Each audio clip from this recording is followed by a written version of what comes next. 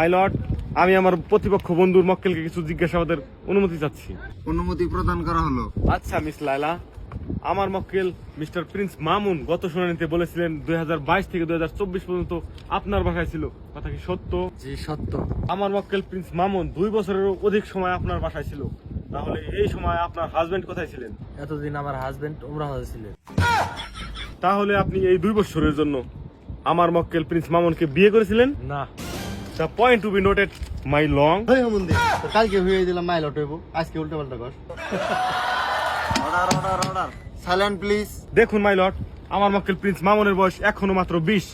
ঘটনাটি ঘটেছিল 2022, তার মানে গত 3 বছর আগে আমার মক্কেল ছিলেন একজন নাবালক শিশু। আর সেই দুর্বলতার সুযোগ নিয়ে এই বুইরা বেটি আমার মক্কেল প্রিন্স মামুনকে তার প্রেমের জালে ফাঁসিয়ে তার বাড়িতে নিয়ে আসে।